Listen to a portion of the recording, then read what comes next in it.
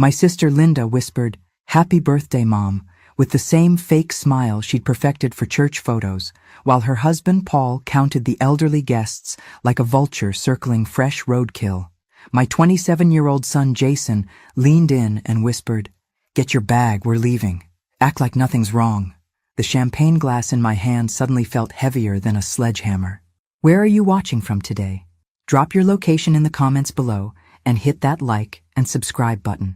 I thought Jason was being his usual overdramatic self. My son had always been protective, maybe too protective since his father died 3 years ago. But when he grabbed my elbow with white knuckles and steered me toward the exit, something cold settled in my stomach. This wasn't teenage anxiety. This was pure, adult fear. "What's wrong?" I whispered as we moved through the crowd of my mother's friends. She was 85 today, radiant in her pink dress, surrounded by women who'd known her for decades.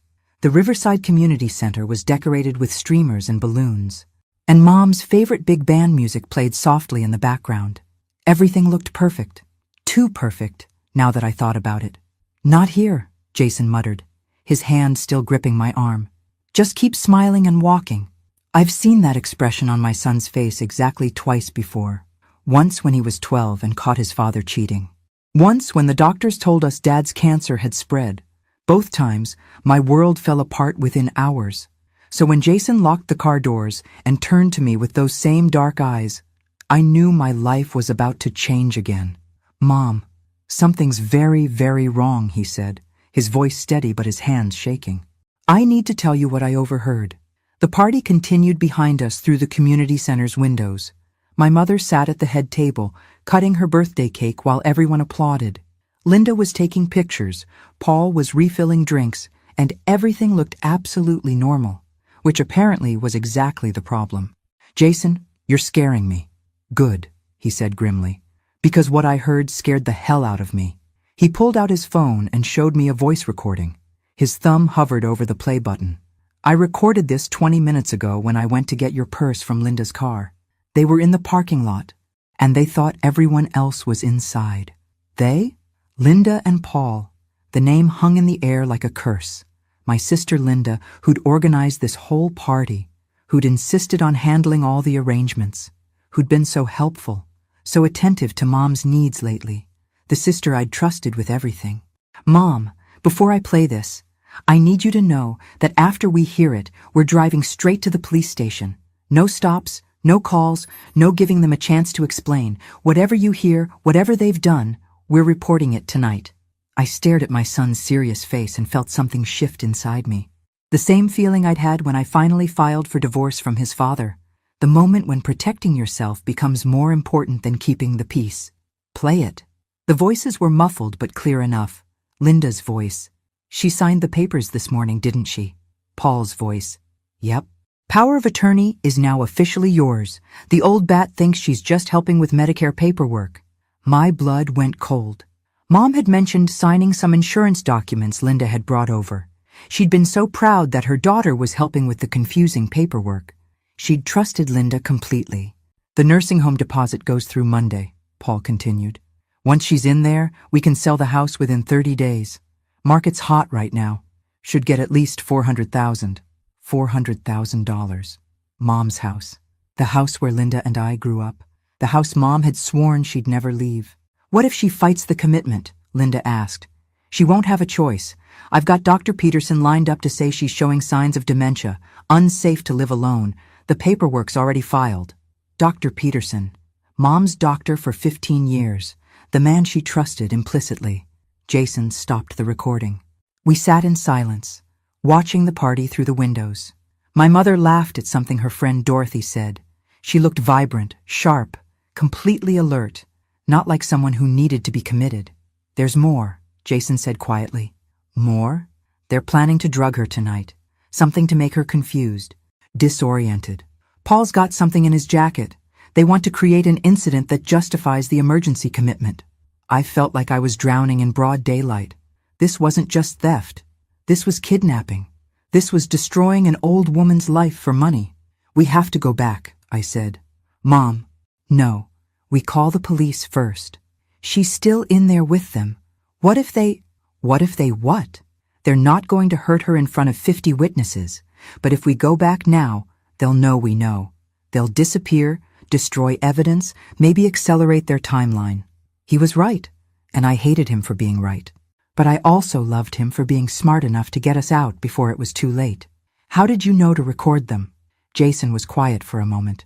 Paul's been asking weird questions about Grandma's finances for months, and Linda's been visiting her constantly, bringing papers to sign. It felt predatory. Predatory. That was the perfect word. My sister had been circling our mother like a shark, and I'd been too trusting to see it. 10 minutes, Mom. We'll call 911, tell them everything, and let the police handle it. But right now, Grandma is safe because she's surrounded by people. The moment that party ends, he didn't need to finish. The moment the party ended, Mom would be alone with them. And by morning, she'd be in a nursing home, confused and drugged, signing away everything she owned. I looked back at the community center one more time. Through the windows, I could see Linda helping Mom open presents. The perfect daughter. The devoted caretaker. The loving sister who'd been planning to destroy our mother's life for months. Make the call, I said. But as Jason dialed 911, something else occurred to me. Something that made my hands shake with rage instead of fear. If they'd done this to Mom, what else had they been planning? The dispatcher's voice was calm and professional, completely at odds with the chaos in my head. 911, what's your emergency? I need to report elder abuse and fraud, Jason said, his voice steadier than mine would have been. It's happening right now. While Jason gave our location and explained the situation, I stared through the windshield at the community center. The party was still going strong, but now everything looked sinister. Every smile Linda gave Mom, every helpful gesture from Paul, every moment of this perfect celebration was really a performance to cover up their crime. Ma'am, are you there? The dispatcher was talking to me now. Jason had handed me the phone. Yes, I'm here. Can you confirm that your mother is currently safe? I watched Mom laughing with her friends. She appears to be, but they're planning to drug her tonight. We're sending officers to your location. Do not attempt to intervene until they arrive. Can you remain where you can observe the party? Yes. Good. Stay on the line. Jason and I sat in tense silence, watching our family through the windows like we were conducting surveillance. Which, I supposed, we were. The irony wasn't lost on me that I was spying on my own sister at my mother's birthday party. I can't believe Linda would do this, I whispered. Really? Jason looked at me with raised eyebrows. Because I can totally believe it. What's that supposed to mean? Mom, Aunt Linda has been asking about Grandma's money for years. Remember last Christmas when she wanted to know about the life insurance? Or when she suggested Grandma should simplify her finances? He was right.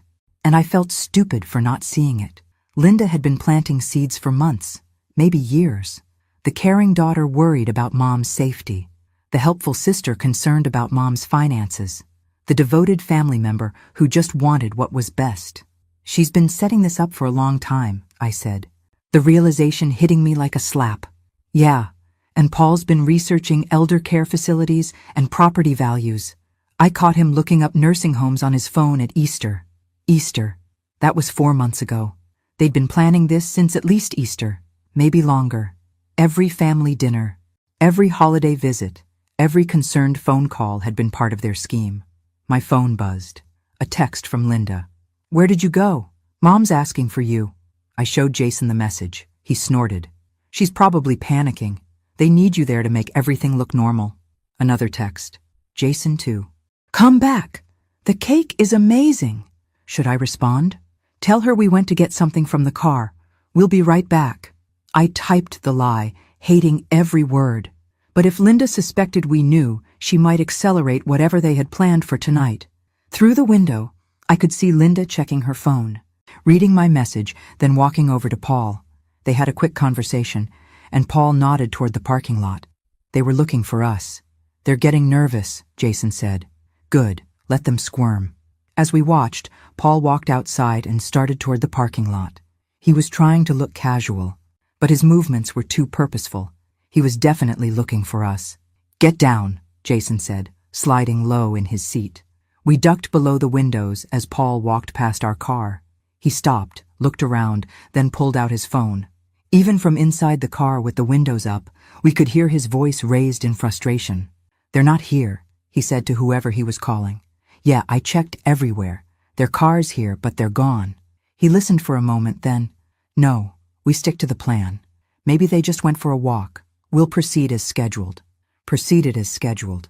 My mother was about to be drugged and kidnapped, and they were talking about it like a business meeting. Paul headed back toward the building, and we sat up again. "Where are the police?" I asked. "It's only been 10 minutes, Mom." 10 minutes that felt like 10 hours. Every second Mom stayed in that party, she was closer to danger. Every moment Linda and Paul had to prepare was another moment they could cover their tracks or change their plan. "What if they decide to leave early?" I asked. "Then we follow them. But the police said not to intervene. I'm not going to let them take her." Jason looked at me seriously. "Mom, you realize this could get dangerous, right? People who steal from elderly relatives don't usually stop at theft. If they're willing to drug her and commit her against her will..." He didn't finish. But I knew what he meant. People who crossed those lines were capable of crossing others. If Linda and Paul felt cornered, if they thought we were going to ruin their plan, what would they do to protect themselves? "We're not going to let it get that far," I said with more confidence than I felt. Red and blue lights flashed in my rearview mirror. 2 police cars pulled into the parking lot, followed by a third. No sirens, which was smart. They didn't want to alert Linda and Paul that something was wrong.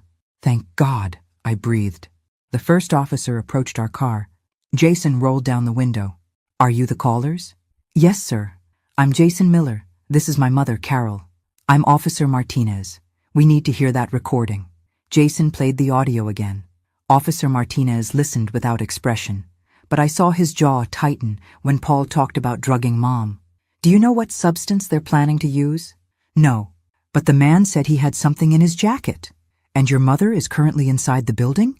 "Yes, she's the guest of honor. It's her 85th birthday party." Officer Martinez nodded. "Here's what we're going to do. 2 of my officers will enter the building and observe. They'll be dressed in plain clothes and will blend in with the guests. I need you 2 to go back inside and act normal. Don't do anything to alert the suspects that law enforcement is present. What if they try to give her something? My officers will intervene before that happens. But I need to stress this. Do not attempt to stop them yourselves. Do not confront them. Your job is to act like nothing has changed." I nodded, but my stomach was churning. Going back in there, pretending everything was fine, watching Linda smile at Mom while planning to destroy her life, it felt impossible. "One more thing," Officer Martinez said. "We'll need to see that power of attorney document and any other paperwork your mother signed recently." "It's probably at Linda's house," I said. "We'll get a warrant for that. But first, let's make sure your mother stays safe tonight." As we walked back toward the community center, I felt like I was walking into enemy territory. The warm, festive building that had seemed so welcoming an hour ago now felt like a trap. "Remember," Jason whispered, "everything is normal. We just went to the car to get something." But nothing would ever be normal again, because now I knew what my sister was capable of, and I had no idea how far she'd go to protect her secret.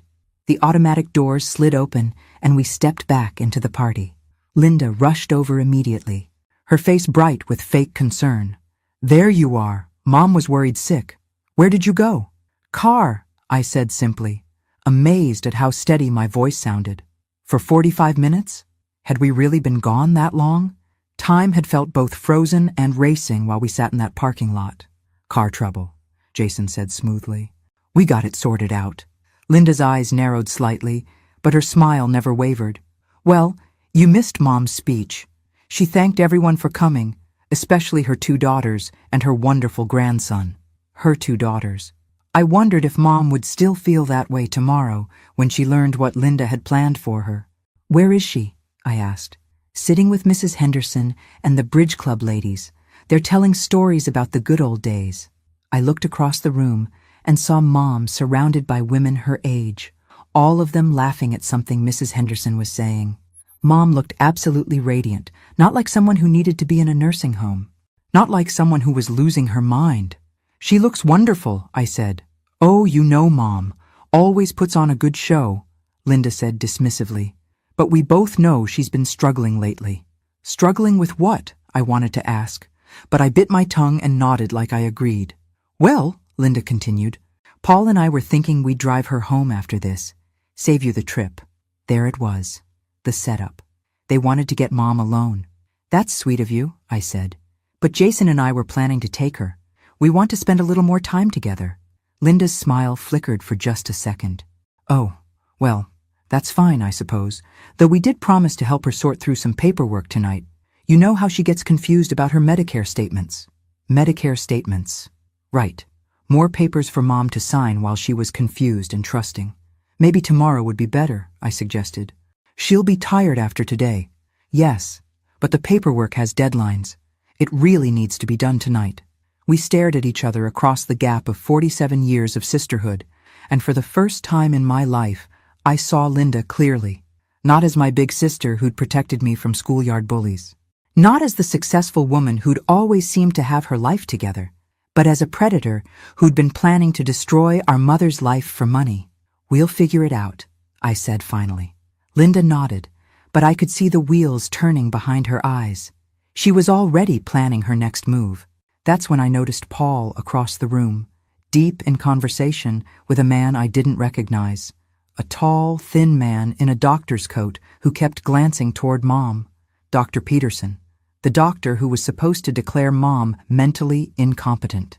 He was here, at the party, ready to make his assessment. Dr. Peterson shook hands with Paul like they were old friends, which maybe they were by now. I watched them from across the room, pretending to listen to Linda chatter about the success of the party, while my mind raced through the implications. Isn't it wonderful that Dr. Peterson could make it? Linda said, following my gaze. He's been so concerned about Mom's confusion lately. Confusion? Mom had just given a 10-minute speech thanking everyone by name, remembered stories from 40 years ago, and correctly identified every person in her old photographs. If that was confusion, I wanted to be confused too. He seems very attentive, I said carefully. Oh, he is. He's been wonderful about making house calls to check on her. Very thorough examinations. House calls. Dr. Peterson had been making house calls to evaluate Mom, probably documenting anything that could be used to justify commitment. A forgotten name here. A moment of uncertainty there. And suddenly, you have a pattern of cognitive decline. Jason appeared at my elbow with a plate of cake. Grandma wants to know if you'll sit with her for a while. Of course. I started toward Mom's table, but Linda caught my arm. Actually, Carol, could I speak with you privately for a minute? There's something I need to discuss. Every instinct I had screamed danger. Getting me away from Mom, away from witnesses, away from Jason. But refusing would raise suspicions. Sure, I said. Jason, why don't you keep Grandma company? Linda led me to a quiet corner near the kitchen, far enough from the main party that we couldn't be overheard. She looked around to make sure we were alone, then her entire demeanor changed. The bright party hostess vanished, replaced by someone harder, more calculating. Carol, we need to talk about Mom. What about her? Don't play dumb. I know you've noticed the changes. What changes? Linda sighed dramatically. She's forgetting things, leaving the stove on, getting confused about her medications. Yesterday I found her outside in her nightgown at 3 a.m. She said she was waiting for Dad to come home from work. Dad had been dead for 12 years. But if Mom had really said that, it could indicate cognitive issues. Or it could be something Linda made up to support her narrative. I haven't noticed any of that, I said. That's because you don't see her every day like I do. You visit for an hour on Sundays and think you know how she's doing. The accusation stung because there was some truth to it. Linda did spend more time with Mom. But now I wondered if those visits were surveillance missions, not family time. What are you suggesting? I asked. I'm suggesting that we need to start thinking about her safety, about getting her the care she needs before something terrible happens. She seems fine to me. She's putting on an act. Carol, she always has. You know how Mom is about appearances. She'd rather die than admit she's struggling. That part was definitely true.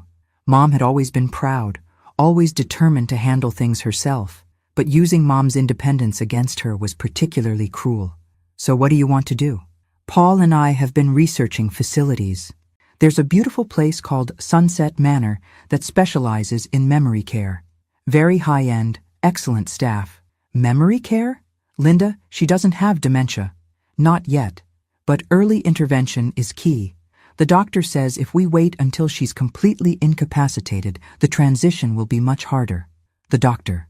Dr. Peterson, who was currently across the room, probably taking notes on Mom's behavior for his official assessment. I think we should slow down, I said. Maybe get a second opinion. Linda's expression hardened.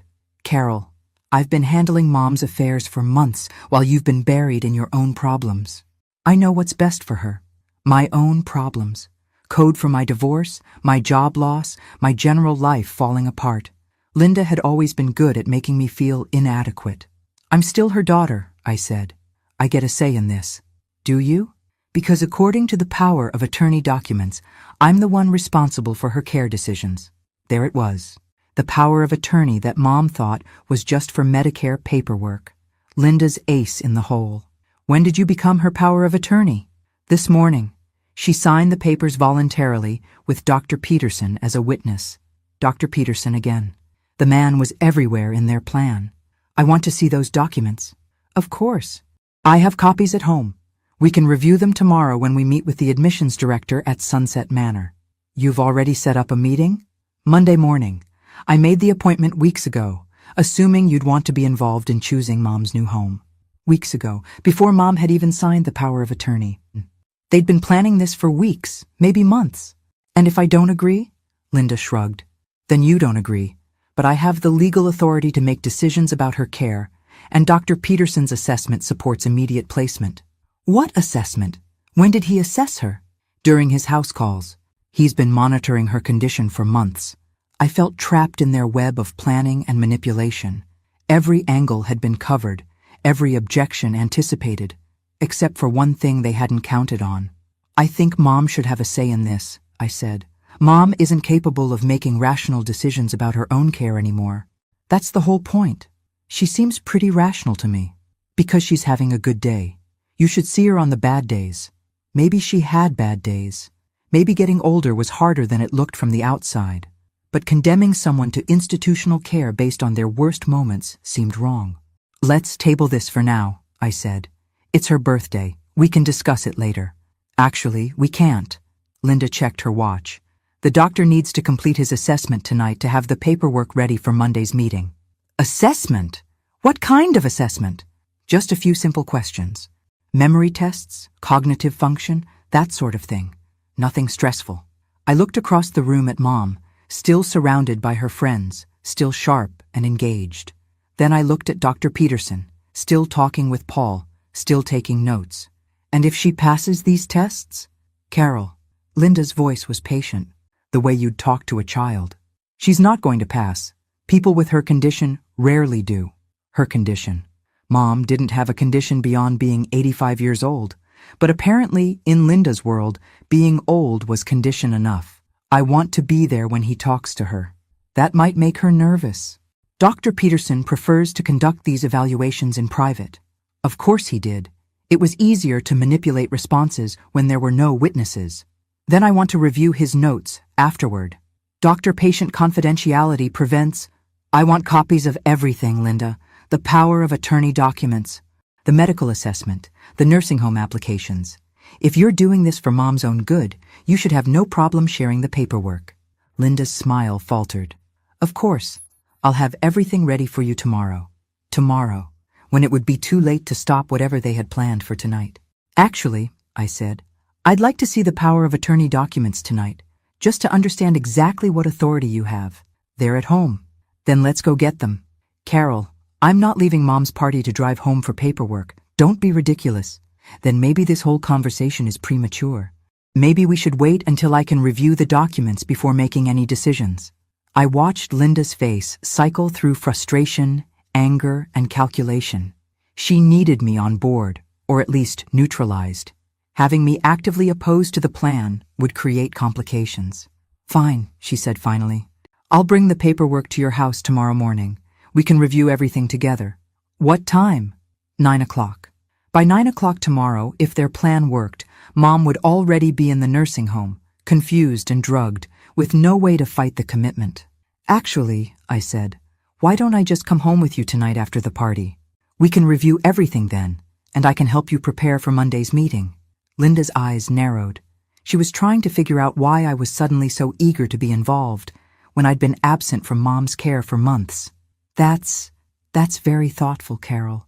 But it's been a long day, and I think we'd both benefit from a good night's sleep before diving into complicated legal documents. I'm a night owl, and this is too important to delay." We stared at each other, and I could see Linda's mind working frantically. She needed to get Mom alone tonight. She needed me out of the way. But she also couldn't afford to make me suspicious by being too obvious about it. "Let me talk to Paul," she said finally. Maybe we can arrange something." She walked away, leaving me standing by the kitchen, watching the party continue around me. But now everything looked different. Every conversation, every interaction, every innocent moment was potentially part of Linda and Paul's plan. I looked around for Jason and spotted him still sitting with Mom, both of them laughing at something Mrs. Henderson was saying. At least he was keeping her safe for now. But the night was still young, and Linda and Paul were running out of time to complete their scheme, which meant they might start taking risks. And risky people do dangerous things. I watched Linda cross the room to Paul, her posture tense despite her smile. They spoke in low tones, Paul's expression darkening as she explained whatever obstacle I'd just become. Dr. Peterson joined their conversation, and all three of them glanced in my direction. The plan was falling apart, and they knew it. Jason appeared beside me, holding 2 cups of punch. "You look like you need this." "Thanks." I took the cup, but didn't drink. "How's Mom?" "Sharp as ever. She just told Mrs. Henderson the entire plot of a book she read last week. Remembered every character's name and all the plot twists. So much for cognitive decline. But I knew it wouldn't matter. If they wanted Mom declared incompetent, they'd find a way to make it happen. "Jason," I said quietly, "I need you to stay close to Mom for the rest of the night. Don't let her eat or drink anything unless you see exactly where it came from." His face went serious. "You think they'll try something here?" "I think they're running out of options." Across the room, Linda was walking toward Mom's table with what looked like a small gift bag. She was smiling, but there was something forced about it now, something desperate. "Incoming," I murmured. We moved quickly to intercept her, arriving at Mom's table just as Linda set down the bag. "Mom, I almost forgot. I brought you a little something extra for your special day." "Oh, Linda, you've done so much already," Mom protested, but she was already reaching for the bag. "What is it?" I asked, trying to keep my voice light. "Just some of those herbal teas she loves. Remember, Mom, you mentioned your sleeping problems, and I found this wonderful chamomile blend that's supposed to help. Herbal tea. The perfect delivery method for whatever drug they'd planned to use. Natural, innocent, something Mom would drink willingly." "How thoughtful," I said, reaching for the bag. "May I see?" Linda's hand shot out to stop me. "Actually, they're specially wrapped. I don't want to ruin the presentation. I'd love to see what kind you got her. I've been having trouble sleeping too." For a moment, we had a polite tug-of-war over the gift bag, both of us smiling while our eyes locked in silent battle. Mom watched this strange display with growing confusion. "Girls, what's gotten into you?" she asked. "Nothing, Mom," Linda said, releasing the bag. "Carol's just being thorough." I opened the bag and found 3 boxes of tea, all with seals intact, all looking completely innocent. But I noticed Linda's hands were shaking slightly as I examined them. "These look lovely," I said, handing the bag to Jason. "Why don't you put these in the car for Grandma? We'll make sure she gets them home safely." Jason understood immediately. "Good idea. I'll take them out right now." "That's not necessary," Linda started, but Jason was already walking away with the tea. "Such a helpful boy," Mom said proudly. Linda's smile was starting to crack around the edges. "Yes, very helpful." Dr. Peterson approached our table, his professional demeanor intact but his eyes darting nervously between Linda and me. "Mrs. Wilson," he said to Mom, "I was hoping to chat with you for a few minutes. Just a quick check-in about how you're feeling." "Oh, I'm feeling wonderful." "Doctor, this has been such a perfect day." "That's excellent to hear, but sometimes these big events can be overwhelming for people our age. I'd like to ask you a few questions to make sure you're not overtaxing yourself." Our age. Mom was 85. Dr. Peterson looked to be in his 60s, but the implication was clear. You're old, you're fragile, you can't handle excitement. What kind of questions? I asked. Dr. Peterson glanced at Linda, who gave an almost imperceptible nod. Just standard cognitive assessments, memory, orientation, that sort of thing. Nothing to worry about. Here? I gestured around the crowded room. Wouldn't your office be more appropriate for medical assessments? I prefer to evaluate patients in their natural environment. It gives a more accurate picture of their functional capacity, their natural environment, as if a birthday party was where Mom spent most of her time. Mom, I said, you don't have to answer any medical questions at your birthday party. This is supposed to be fun, not a doctor's appointment. Now, Carol, Linda interjected, Dr. Peterson is just being thorough. There's no harm in a few simple questions. Actually, there might be. I looked directly at Dr. Peterson.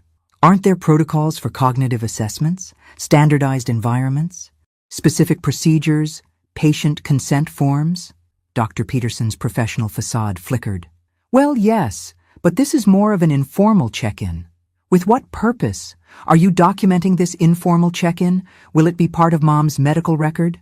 That depends on the results. So if Mom gives answers you don't like, it becomes official. But if she passes, it's just an informal chat. The silence stretched uncomfortably. Mom looked back and forth between us, clearly sensing the tension, but not understanding its source. What's this really about? She asked. Before anyone could answer, Jason reappeared at the table. He caught my eye and shook his head almost imperceptibly.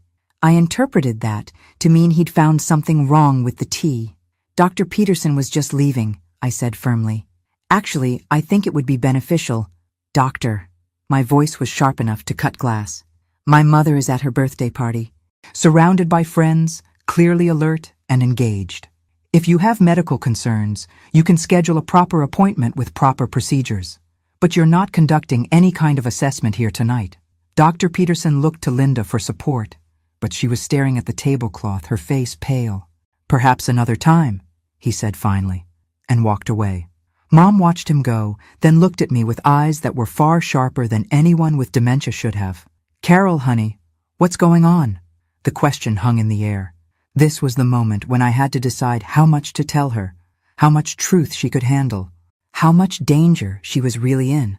Mom, I said carefully, I think some people might be trying to take advantage of you. What people? I glanced at Linda, who was still avoiding eye contact. People who think you have more money than you can handle. People who think you need to be taken care of. Nonsense, Mom said briskly. I'm perfectly capable of taking care of myself. I know you are, but not everyone agrees. Mom followed my gaze to Linda, who finally looked up with tears in her eyes. Linda? Mom's voice was soft, but there was steel underneath. Is there something you want to tell me? For a moment, I thought Linda might confess. Her face crumpled, and she looked like the scared little girl I remembered from our childhood. But then Paul appeared at her shoulder, and the moment passed. Mom, Linda's just worried about you, Paul said smoothly. We all are. Living alone at your age, managing all your affairs by yourself. It's a lot of responsibility. I've been managing my own affairs for 85 years, Mom said dryly. I think I've got the hang of it by now. Of course you do, Paul continued, but sometimes it helps to have family support, legal protections, professional assistance. Professional assistance.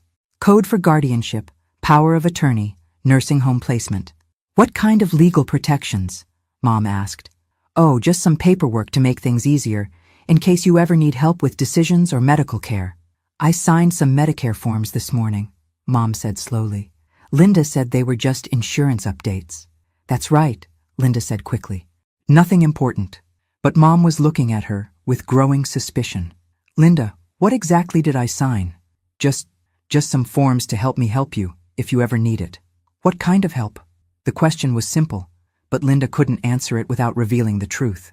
She looked trapped, panicked, caught between lies she could no longer maintain. Tell her, I said quietly. Carol, please, tell her what you're planning to do to her. We're not planning anything, Paul said, but his voice lacked conviction. Then why is Dr. Peterson here trying to assess her competency? Why did you bring drugged tea to her birthday party? Why have you been researching nursing homes for weeks? Mom's face went white. Nursing homes?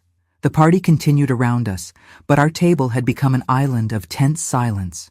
Mrs. Henderson and the other ladies had moved away, sensing family drama and wanting no part of it.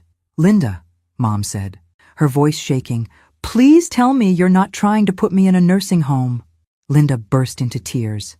Real tears this time, not the manipulative kind she'd used to get what she wanted since childhood. "Mom, I'm sorry, I'm so sorry, but we need the money, and the house is just sitting there, and you don't need all that space. And you thought you'd steal my home and have me committed so I couldn't stop you." The words hung in the air like a death sentence. Even Paul had no response to that level of brutal honesty. But before anyone could say anything else, the lights went out. Emergency lighting kicked in a few seconds later, bathing everything in an eerie red glow. There were murmurs of confusion from the party guests, but no panic. Power outages weren't uncommon in this part of town. "Everyone stay calm," someone announced. "I'm sure it's just temporary."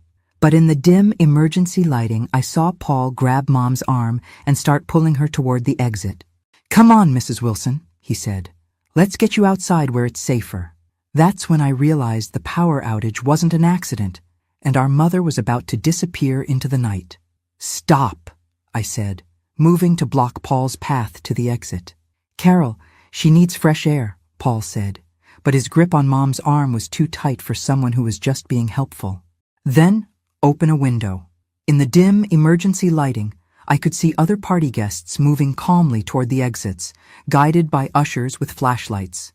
It was an orderly evacuation, exactly what you'd expect from a well-managed venue dealing with a routine power outage, except nothing about this was routine. "Where's Linda?" I asked. Paul glanced around nervously. "She went to check on the backup generator." Linda knew about the backup generator? That seemed like unusually specific knowledge for a party guest.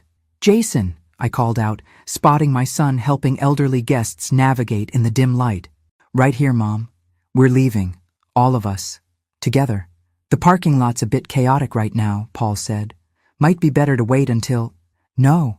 I took Mom's other arm, gently but firmly removing her from Paul's grip. "We're going to my car, and we're going home." "Actually," a familiar voice said behind me, "I think that's an excellent idea." Officer Martinez stepped out of the shadows, no longer trying to blend in with the party guests. In the emergency lighting, his badge was clearly visible. Paul's face went white. "Officer, is there a problem?"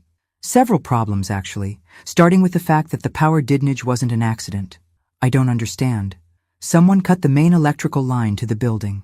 Someone who knew exactly where to find it and how to disable the backup generator delay system." I looked at Paul, whose expression had shifted from nervous to terrified. "We also found some interesting items in your jacket pocket, Mr. Barrett. Would you like to explain what you're doing with prescription sedatives that aren't prescribed to you?" Paul's mouth opened and closed like a fish out of water. Those aren't mine." "Whose are they?" "I don't know. Someone must have planted them." "Someone planted unmarked pills in your jacket pocket? At your mother-in-law's birthday party?"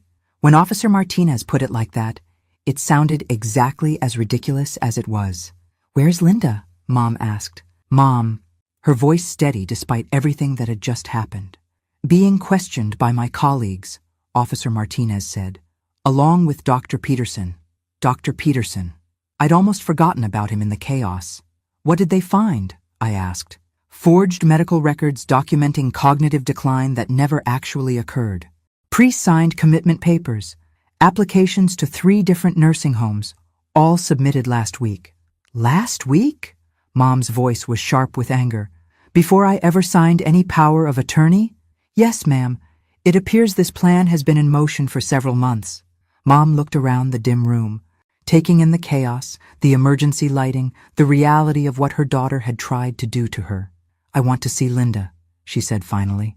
"Mom, I don't think—" I started. "I want to see her now." Officer Martinez nodded. "She's in the security office. But I should warn you, Mrs. Wilson. She's been advised of her rights and has requested an attorney." "Fine. She can have an attorney. But first, she's going to look me in the eye and explain herself." We followed Officer Martinez through the confused crowd of party guests. Most people were gathered in small groups, speculating about the power outage and wondering when they could leave. They had no idea that they'd just witnessed the collapse of an elder abuse conspiracy. The security office was a small room behind the main hall. Linda sat in a plastic chair, her party dress wrinkled, her makeup smeared from crying. She looked up when we entered, and her face crumpled again. "Mom, I'm so sorry. I never meant for it to go this far." "How far did you mean for it to go?" Mom asked, her voice deadly calm. We needed money, and you have so much, and you're alone in that big house. And I thought maybe if you were somewhere safer." "Safer? You mean more expensive?" "The nursing home is very nice, Mom. I researched it carefully. You would have been comfortable, while you sold my house and spent my money." Linda couldn't meet her eyes. "It was going to be yours anyway. Eventually, I was just expediting the process." "Expediting my death, you mean?" "No, I would never." "You were going to drug me and have me committed against my will. You forged medical records to make me seem incompetent. You cut the power at my birthday party to create chaos so you could kidnap me in the confusion." Put like that, the plan sounded like something out of a crime thriller, except it was real, and it had almost worked. "I was desperate," Linda whispered. "Desperate enough to destroy your own mother?" Linda finally looked up, tears streaming down her face. "I didn't think of it that way. I thought I was solving everyone's problems. Everyone's problems. Including the problem of me being alive and healthy." "Mom, please." "No." Mom's voice cut through Linda's pleading like a blade. "You don't get to call me Mom anymore. You lost that right when you decided I was worth more dead than alive." The words hit Linda like a physical blow. She doubled over, sobbing. "Mrs. Wilson," Officer Martinez said gently, "we'll need you to come to the station to make a formal statement." "Of course. But first, I want to know about Paul and Dr. Peterson." "Dr. Peterson is looking at fraud charges, conspiracy, possibly more depending on what we find in his files.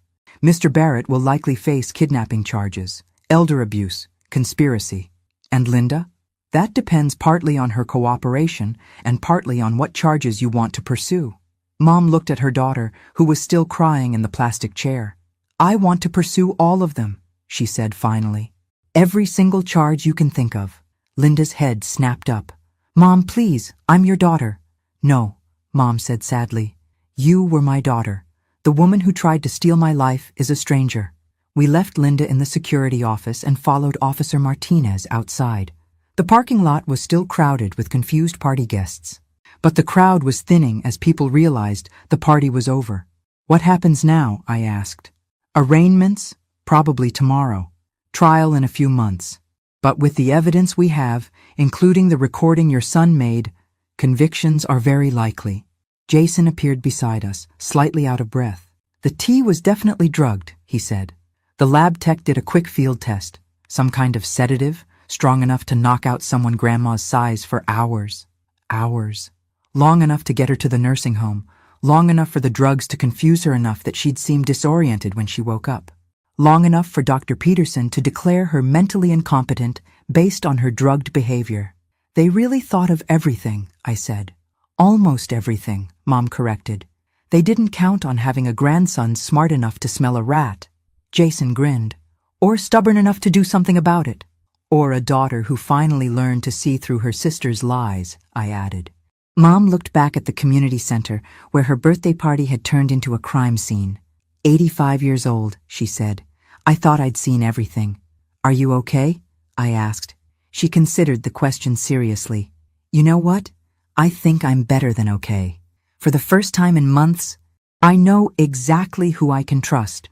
She looked at Jason and me, then back at the building where Linda was presumably still crying in the security office. "I'm free," she said, with something that sounded like wonder. "I'm finally free." As we drove away from the community center, emergency lights flashing in our rearview mirror, I realized Mom was right. She was free from the daughter who'd been planning to betray her, free from the worry about cognitive decline that had been manufactured to justify abuse, free from the fear of losing her independence. But most importantly, she was free from the people who saw her as a problem to be solved rather than a person to be loved. And tomorrow, Linda and Paul would wake up in jail cells, facing the consequences of treating an elderly woman like a commodity instead of a human being. Sometimes justice really is served at exactly the right temperature. Ice cold. 3 days after Linda's arrest, I found myself sitting in a police station conference room that smelled like burnt coffee and broken dreams. Detective Sarah Rodriguez spread photos across the metal table like she was dealing cards in the world's most depressing poker game. Mrs. Miller, we need you to look at these and tell us if you recognize any of these people. The first photo showed Linda and Paul at what looked like a restaurant, deep in conversation with a man I'd never seen before. The second showed the same man shaking hands with Dr. Peterson outside a medical building. The third made my blood run cold. It was Mom, photographed through what looked like a telephoto lens, walking to her mailbox in her bathrobe and slippers. When was this taken? I asked. 2 months ago. We found it on Mr. Barrett's computer along with about 50 others. 50 photos. They'd been stalking my mother for months, documenting her every move, looking for anything they could use to make her seem vulnerable or confused. The man in the restaurant photos is named Marcus Webb, Detective Rodriguez continued. He's a private investigator specializing in what he calls family asset protection. What does that mean? Helping adult children prove their elderly parents are incompetent so they can take control of their finances. The temperature in the room seemed to drop 10 degrees. This wasn't just Linda and Paul getting desperate about money. This was a professional operation. How many families has he done this to? We're still investigating, but it looks like at least 12 in the past 2 years. Your mother would have been number 13. Lucky 13. Or unlucky, depending on your perspective. The good news, Detective Rodriguez continued, is that your quick thinking probably saved not just your mother, but future victims. Webb's entire operation is falling apart. What about the other families? The ones where it worked? We're reopening those cases. Some of those elderly people might still be alive in nursing homes, wondering why their children never visit. The weight of that settled on my chest, like a stone. Somewhere out there were old people who'd been betrayed by their own families, locked away in institutions, their life savings stolen, their dignity destroyed. There's something else, Detective Rodriguez said, pulling out another folder. Linda's been trying to make a deal. What kind of deal? Information about Webb's operation in exchange for reduced charges. I thought about Linda crying in the security office, asking Mom to still call her daughter. The idea that she was now trying to bargain her way out of consequences felt exactly right. Is Mom aware of this? We briefed her yesterday. She had some very strong opinions about your sister's latest scheme. I could imagine. Mom didn't believe in shortcuts, especially when they involved betraying other people. What did she say? I believe her exact words were, "Let Linda dig herself out of the hole she dug herself into, preferably with a very small spoon." That sounded like Mom. Even at 85, even after being betrayed by her own daughter, she still had more backbone than most people half her age. Detective Rodriguez gathered the photos. We'll need you to testify about what you observed at the party and what Linda told you about their plans. Of course. Fair warning. Their attorney is going to try to paint your family as dysfunctional. They'll suggest that Linda was acting out of genuine concern for your mother's safety. With drugged tea and forged medical records? They'll claim the tea was a mistake, that Dr. Peterson acted independently, that the power outage was coincidental. They'll make Linda look like a caring daughter who got in over her head. I thought about Linda's performance at the party, the fake concern, the manufactured crisis, the careful manipulation of every conversation. If I hadn't heard that recording, I might have believed her act myself. Will that work? Not with the evidence we have. But juries can be unpredictable, especially when family relationships are involved. I left the police station with a folder full of documents and a head full of questions. How long had Linda been planning this? Was the financial desperation real or just an excuse? And most importantly, how many warning signs had I missed over the years?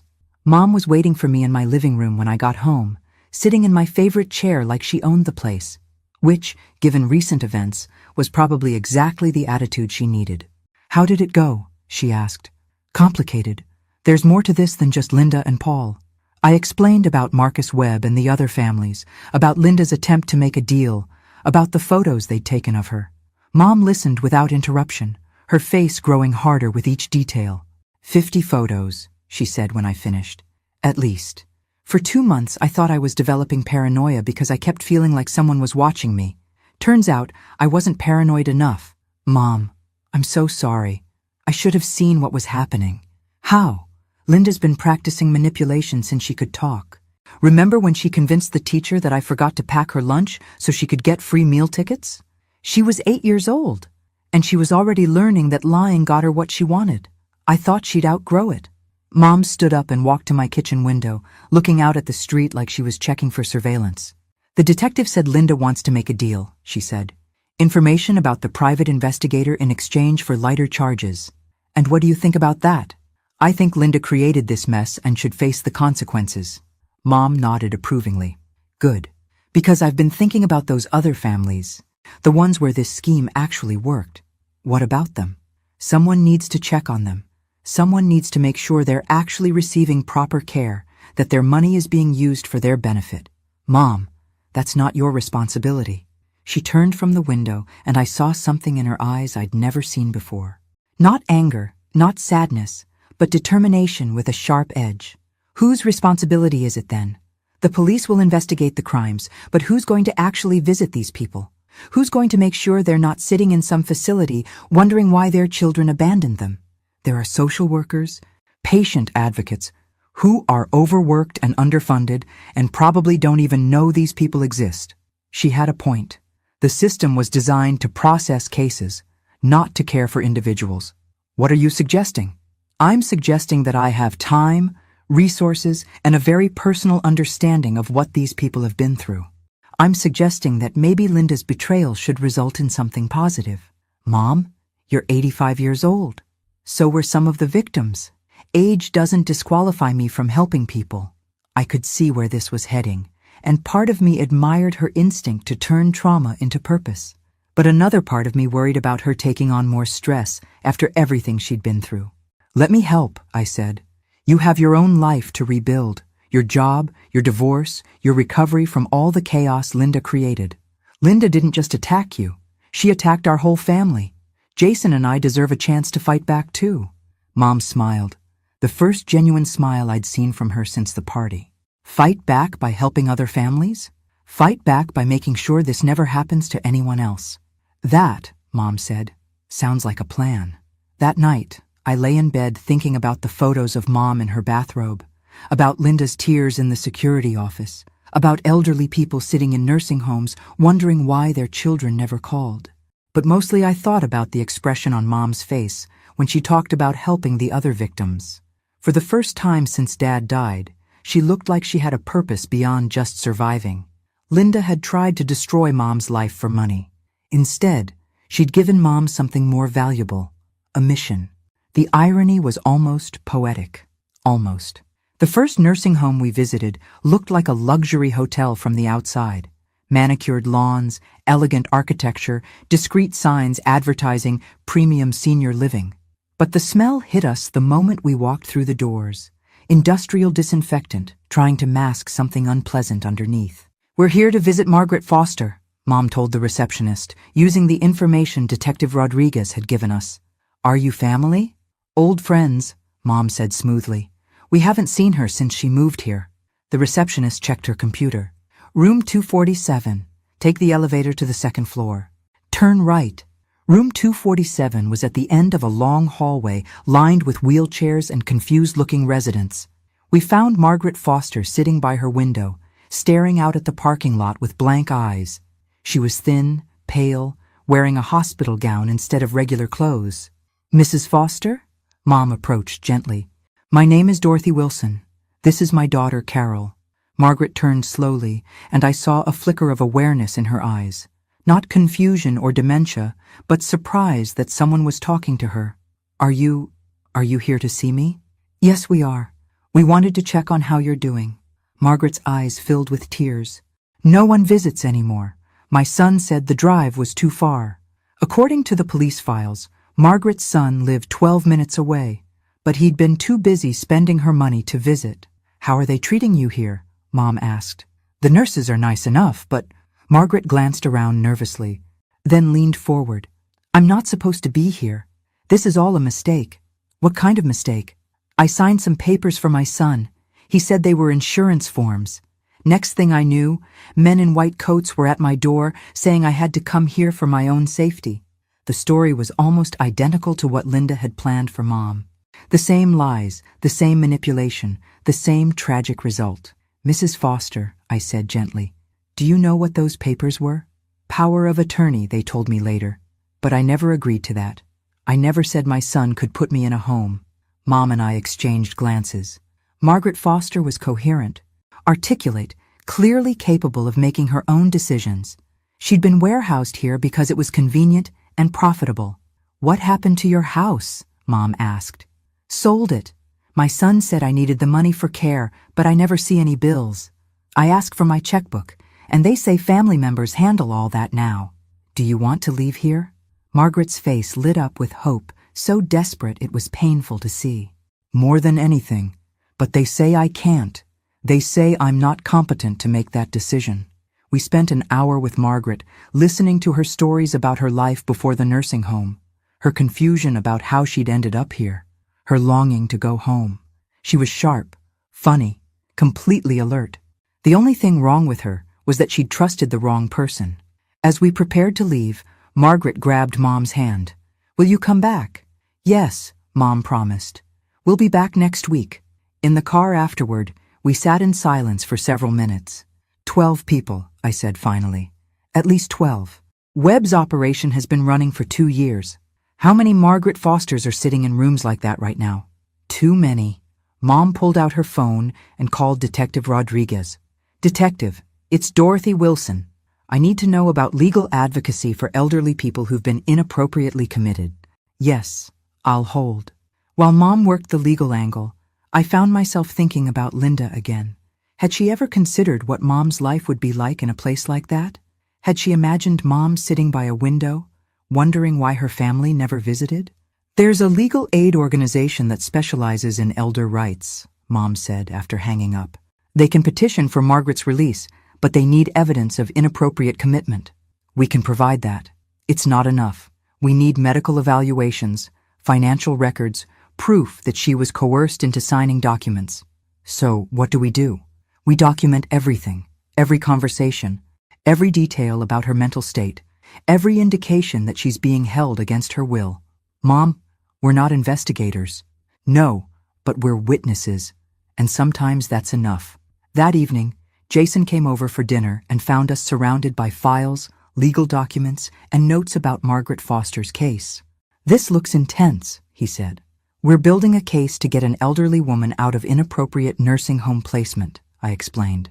"The woman whose son tried to do the same thing to Grandma? One of them." Jason picked up a photo of Margaret that we'd printed from the nursing home's website. "She looks sad." "She is sad and confused and abandoned by the person who was supposed to protect her.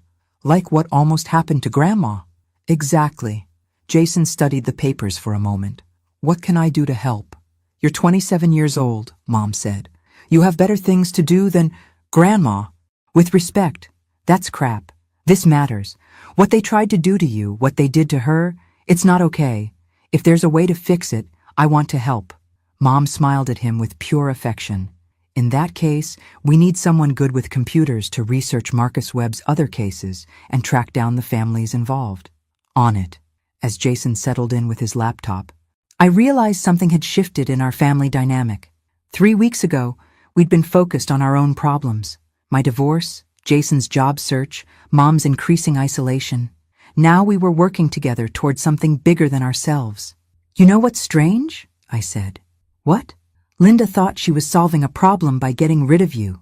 Instead, she created something better." "Better how?" "Before this happened, we were all living separate lives. You were alone in your house, I was dealing with my divorce, Jason was figuring out his career. We barely saw each other except for holidays. And now? Now we're a team." Mom looked around at the papers scattered across my dining table, at Jason typing intently on his laptop, at the evidence of our shared mission. "You're right," she said. "Linda wanted to destroy our family to get my money. Instead, she showed us what our family could actually be. A force for justice? A force for something anyway." Jason looked up from his computer. "I found something.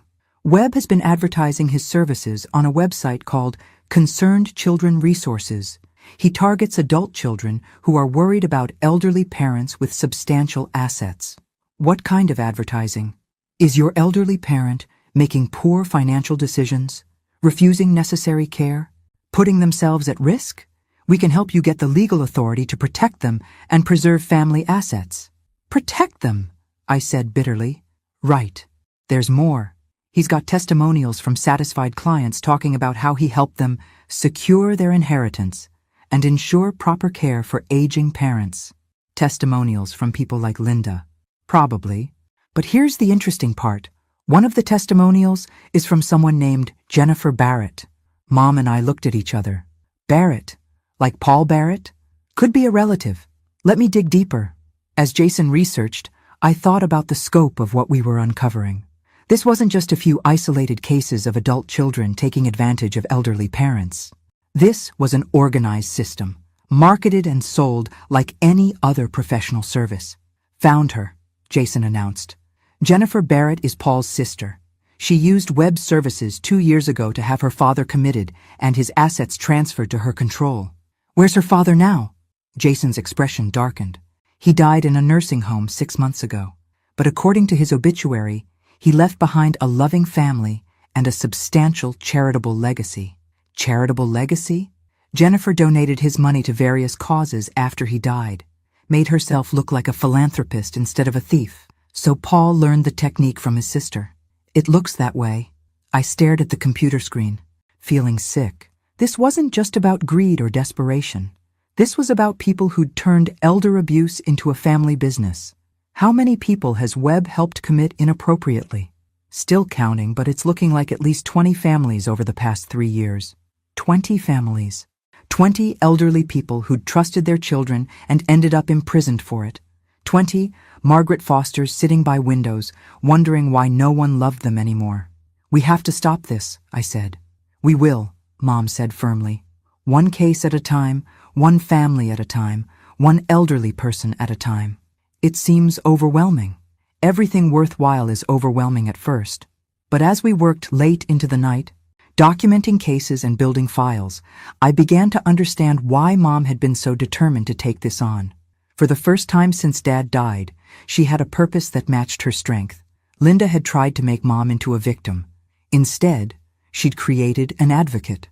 The courtroom was smaller than I'd expected, but it felt enormous when Linda walked in wearing an orange jumpsuit and handcuffs. She'd lost weight in the 3 weeks since her arrest, and her usual perfect appearance had been replaced by something hollow and desperate. She didn't look at Mom or me as she sat at the defendant's table next to her attorney, a sharp-faced woman in an expensive suit who clearly cost more than Linda could afford, which raised the question of who was paying for her defense. All rise for the Honorable Judge Patricia Morrison. Judge Morrison was a woman in her 60s with silver hair and the kind of no-nonsense expression that suggested she'd seen every type of family drama imaginable. She reviewed the charges with clinical precision: elder abuse, conspiracy to commit fraud, attempted kidnapping, forgery of medical records. How does the defendant plead? Linda's attorney stood. Not guilty by reason of diminished capacity, Your Honor. Diminished capacity. They were going to claim Linda wasn't responsible for her actions. On what grounds? My client was suffering from severe financial stress and clinical depression that impaired her judgment. She believed she was acting in her mother's best interests. I felt Mom stiffen beside me. The idea that Linda's depression justified trying to steal her life was exactly the kind of excuse Linda had been making since childhood. The prosecutor, a young man who looked like he'd rather be anywhere else, stood to respond. Your Honor, the evidence shows extensive premeditation. This wasn't an impulsive act by someone with impaired judgment. This was a calculated scheme that took months to plan and implement. We'll address that during trial, the judge said. I'm setting bail at $200,000. $200,000. Linda's attorney didn't even blink, which confirmed my suspicion that someone else was funding her defense. Furthermore, Judge Morrison continued, the defendant is prohibited from any contact with the alleged victim or her family members. Your Honor, the attorney said. Mrs. Barrett would like to address the court regarding her mother. Absolutely not. No contact means no contact. As we left the courthouse, I found myself looking over my shoulder, half expecting Linda to follow us. The restraining order was just a piece of paper.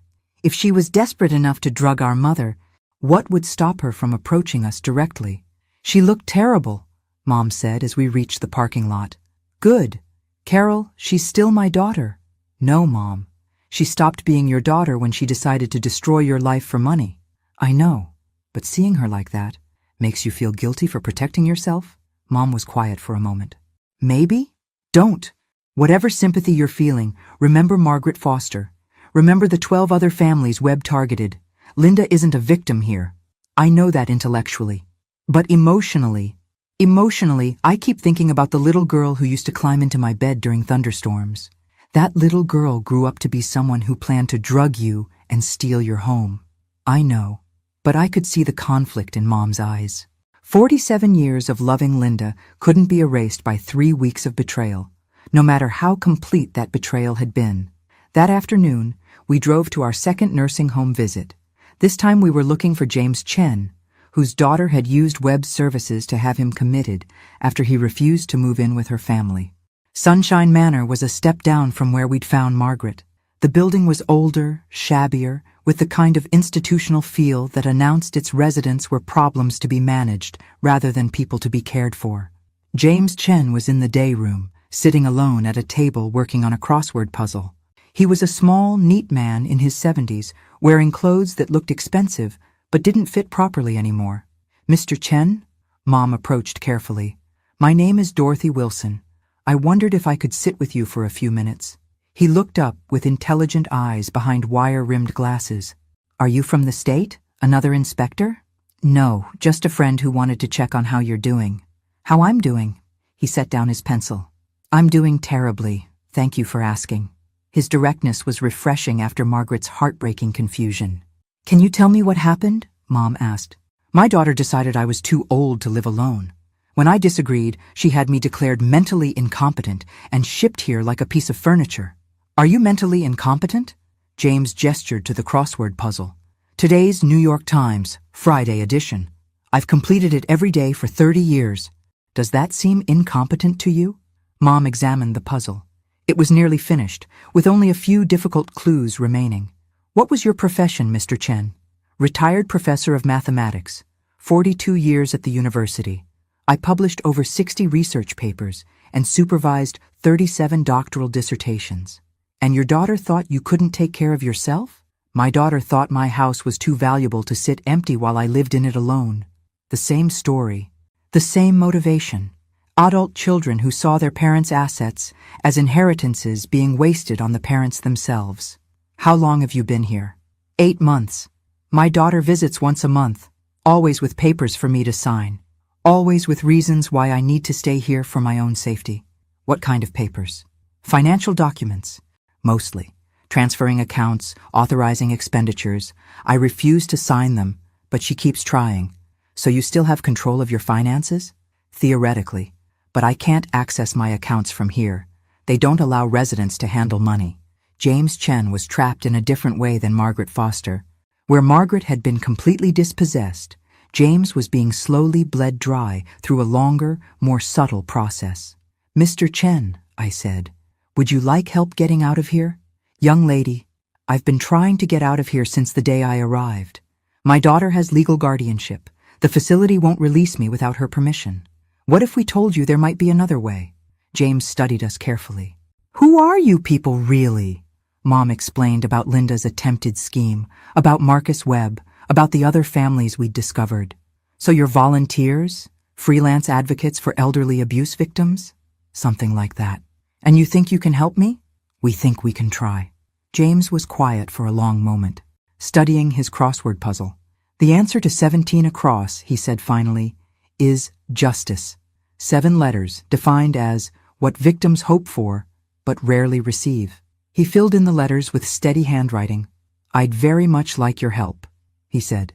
As we drove home from Sunshine Manor, I found myself thinking about the difference between Margaret and James. Margaret had been confused and heartbroken by her situation. James was angry and analytical, but both of them were trapped by the same system, the same laws that allowed adult children to override their parents' autonomy in the name of protection. Two different approaches to the same problem, I said to Mom. What do you mean? Margaret's daughter moved fast, signed the papers, sold the house, transferred the money, and dumped her in the cheapest facility she could find. James's daughter is taking her time, keeping him in a nicer place, maintaining the illusion of choice, but still systematically taking control. Both effective, both evil. I keep wondering how many other children are looking at their elderly parents right now and thinking about calling Marcus Webb. The thought was chilling. Somewhere out there, adult children were calculating the value of their parents' houses, estimating the costs of nursing home care, and weighing the benefits of taking control versus respecting autonomy. At least we stopped Linda before she could actually do it, I said. Did we? Or did we just postpone it? What do you mean? I mean Linda's attorney is being paid by someone. Someone with enough money to afford expensive legal defense for elder abuse charges. I hadn't thought about that, but Mom was right. Linda and Paul didn't have the resources for high-end legal representation. You think someone's backing her? I think someone has a vested interest in making sure Linda doesn't go to prison and start talking about Marcus Webb's operation. The implications of that settled in my stomach like cold lead. If Webb had powerful clients or partners, if there was money behind this operation, then Linda's arrest might not be the end of the threat to Mom. It might just be the beginning. The call came at 2:17 a.m., 3 days before Linda's trial was scheduled to begin. I answered on the first ring, my heart already racing, because nobody calls with good news at that hour. Mrs. Miller, this is Detective Rodriguez. I need you to check on your mother immediately. What? Why? What happened? Someone broke into her house tonight. She's not answering her phone. I was already pulling on clothes, my hands shaking so badly I could barely work the buttons. Is she hurt? We don't know. The alarm company called us about a break-in, but when officers arrived, the house was empty. No sign of your mother. Empty. Mom was gone. I'll be there in 10 minutes. Mrs. Miller, wait. Don't go to the house alone. Meet us at the station first. No. If someone took my mother, every second counts. I hung up and called Jason while speeding toward Mom's neighborhood. He answered on the second ring, already wide awake. Grandma's missing, I said without preamble. What? Break-in at her house. She's gone. I'm on my way. Mom's street was blocked off with police cars, their red and blue lights turning the familiar suburban neighborhood into something from a crime scene. Detective Rodriguez met me at the barricade. Any word? I asked. Nothing yet, but we found something you need to see. She led me to Mom's front porch where the door stood open. In the bright porch light, I could see that the deadbolt had been professionally defeated. No signs of force, no damaged wood, just clean work that suggested expertise. Whoever did this knew what they were doing, Detective Rodriguez said. Where's Mom? That's what we're trying to figure out, but look at this. She handed me a plastic evidence bag containing a single sheet of paper. I recognized Linda's handwriting immediately. Mom, I'm sorry it had to come to this, but you left me no choice. By the time you read this, you'll be somewhere safe where you can get the help you need. Don't try to fight this. It's for your own good. Linda. My hands started shaking so hard I could barely hold the paper. Linda did this? How? She's supposed to be under house arrest. Her electronic monitoring device was disabled at 11:43 p.m. We have units at her apartment, but she's not there. So she what? Broke out of house arrest to kidnap our mother? It's starting to look that way. Jason arrived, took one look at my face, and immediately understood the situation was worse than a simple break-in. Where is she? He asked. We don't know, but we think Linda took her. Linda's supposed to be locked up. House arrest, not jail, and apparently not very effective house arrest. Detective Rodriguez's radio crackled with updates. Units were checking hospitals, nursing homes, anywhere Linda might have taken Mom. But with a several-hour head start, she could be anywhere within a 200-mile radius. There's something else, Detective Rodriguez said. Linda's attorney posted her bail yesterday afternoon. $200,000 in cash. Where would Linda get that kind of money? Good question. We're looking into that. We spent the next 4 hours at the police station, making phone calls, reviewing security footage from traffic cameras, and trying to figure out where Linda might have taken Mom. Jason worked his computer magic, tracking Linda's credit cards, checking her social media, looking for any digital footprints that might lead us to Mom.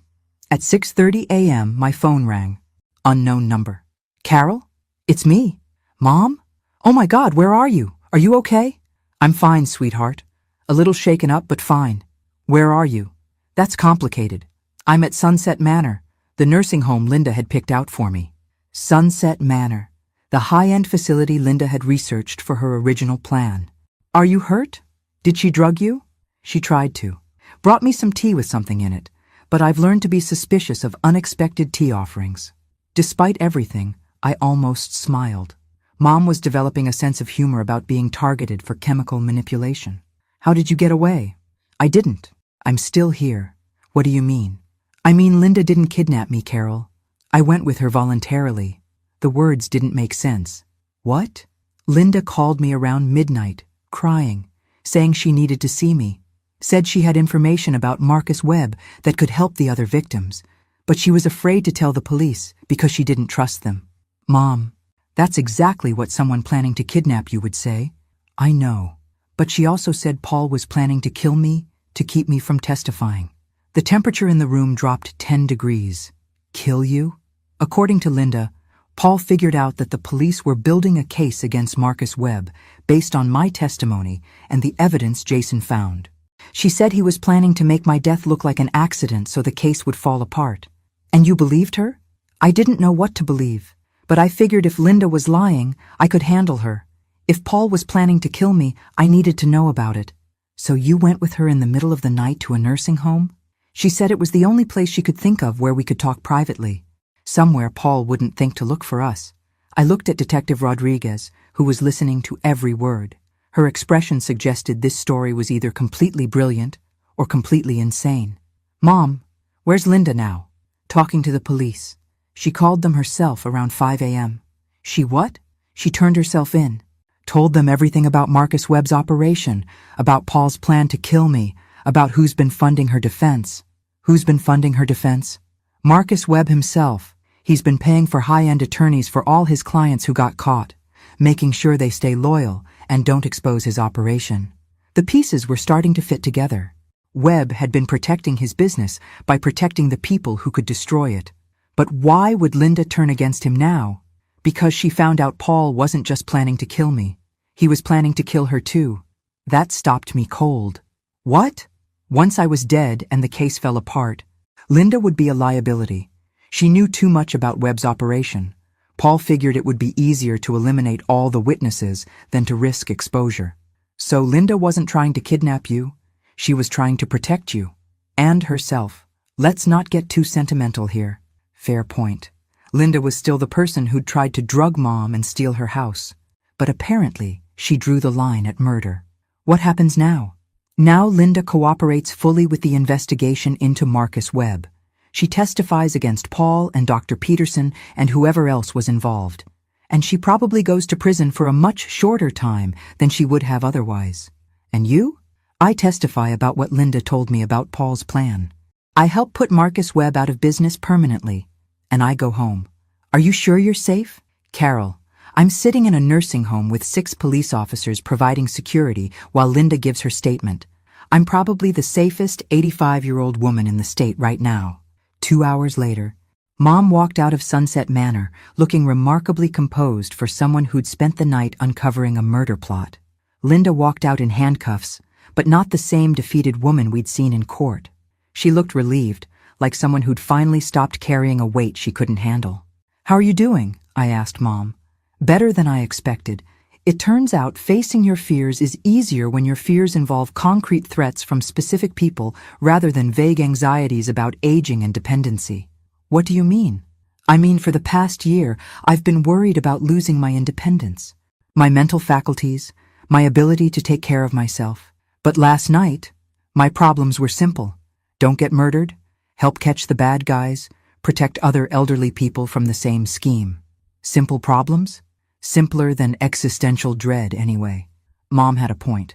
Fighting specific enemies was more straightforward than fighting time and aging and the inevitable decline of physical and mental abilities.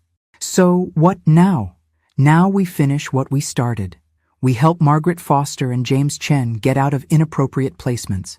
We make sure Marcus Webb spends a long time in prison. We prevent this from happening to other families. And Linda? Mom looked back at the police car where Linda sat waiting to be transported to the county jail. Linda made a choice last night. She chose protecting people over protecting herself. It doesn't undo the harm she caused, but it's a start. Are you going to forgive her? I'm going to work with her to clean up the mess she helped create. Forgiveness is a luxury we can discuss after justice is served. As we drove away from Sunset Manor, I realized something fundamental had changed in our family dynamic. 3 weeks ago, Mom had been a potential victim of Linda's scheme. Yesterday, she'd been a target for Paul's violence. But this morning, she was something else entirely. She was a woman who'd turned the tables on people who'd underestimated her strength. Linda had tried to make Mom into a helpless elderly person who needed to be managed.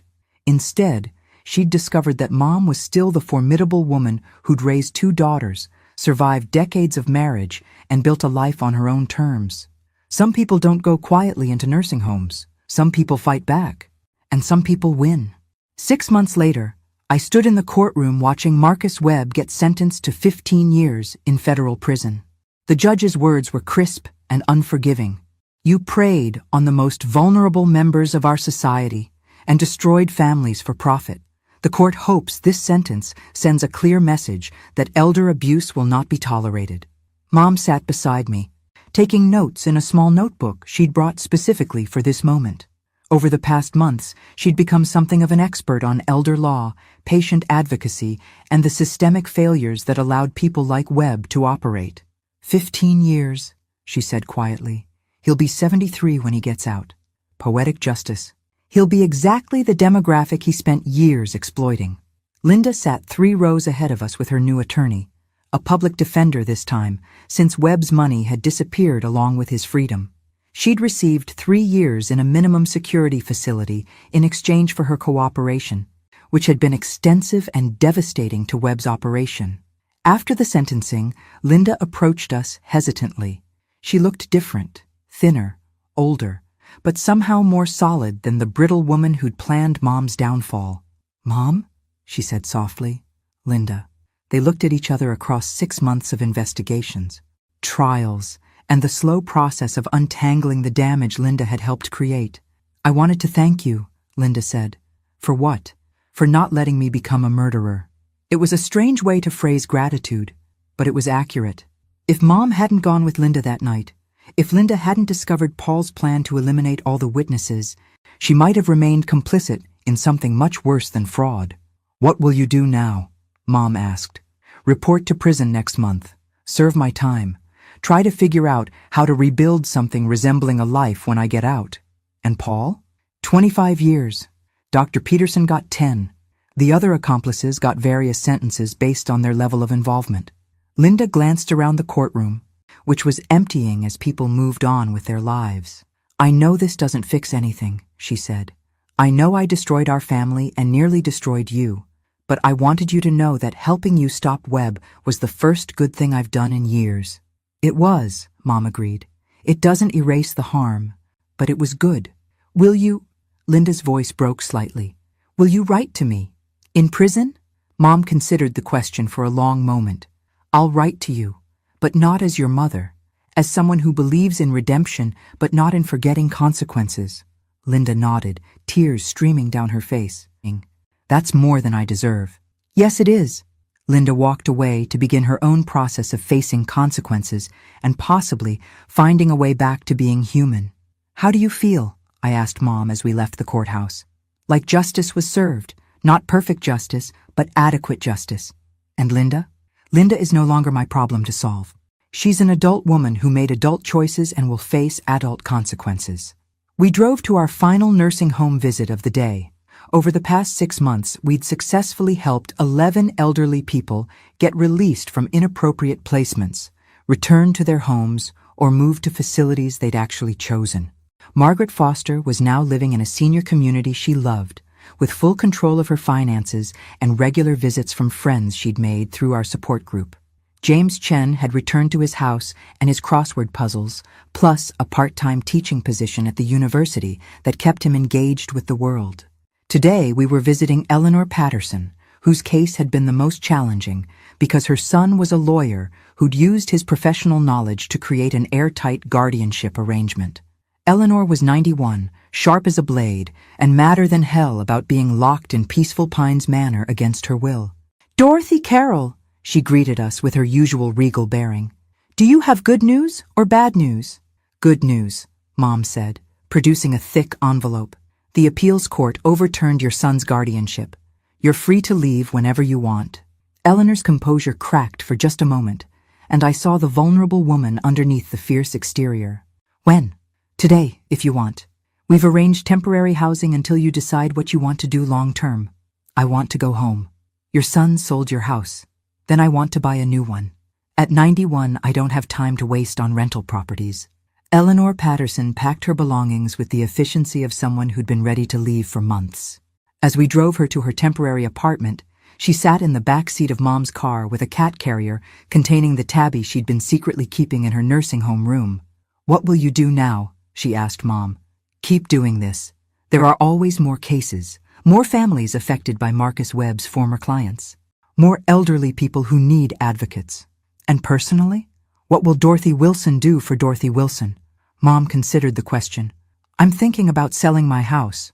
"Really?" This was the first I'd heard of it. "It's too big for one person, and the money could fund our advocacy work. I've been looking at a townhouse near downtown, walking distance to the courthouse and the legal aid office. You want to move closer to work? I want to move closer to purpose." That evening, Jason came over for dinner to celebrate Webb's sentencing and Eleanor's release. As we sat around Mom's dining room table, soon to be someone else's dining room table, I reflected on how much had changed since Linda's birthday party scheme. "Grandma," Jason said, "I got accepted to law school." "That's wonderful. When do you start?" "Fall semester. I'm going to specialize in elder law. Following in the family business? Someone needs to understand the legal system well enough to beat it when it's being used to hurt people." Mom reached across the table to squeeze his hand. "Your father would be proud." "I think so. I also think he'd be proud of what you and Mom have been doing. We're just trying to turn something terrible into something useful. You're doing more than that. You're making sure this doesn't happen to other families." After dinner, Mom and I sat on her back porch, looking out at the garden she'd been tending for 30 years. Soon, someone else would be planting tomatoes and pruning roses in this space. "Any regrets?" I asked. "About selling the house?" "No." "About Linda?" "That's more complicated." "How so?" "I regret that she thought stealing from me was easier than asking for help. I regret that she believed I cared more about money than about her well-being. I regret that our relationship deteriorated to the point where she saw me as an obstacle rather than a mother. But I don't regret stopping her. I don't regret the consequences she's facing, and I don't regret discovering that I'm stronger than anyone, including me, thought I was. You're 85 years old, and you're starting a new career. I'm 85 years old, and I finally know what I want to be when I grow up. The sun set behind the trees Mom had planted decades ago, casting long shadows across the yard where she'd raised her daughters, buried her husband, and planned what she thought would be a quiet retirement.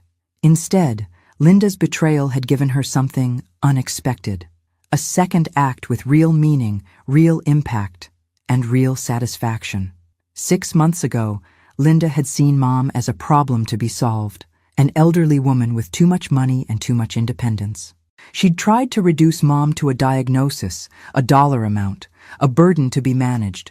But people aren't problems to be solved. They're human beings with dignity, agency, and the right to live their lives on their own terms, regardless of their age. Mom had proven that in the most dramatic way possible. She'd taken Linda's worst intentions and turned them into a force for justice. Sometimes the best revenge isn't getting even. It's becoming someone better than your enemies ever imagined possible.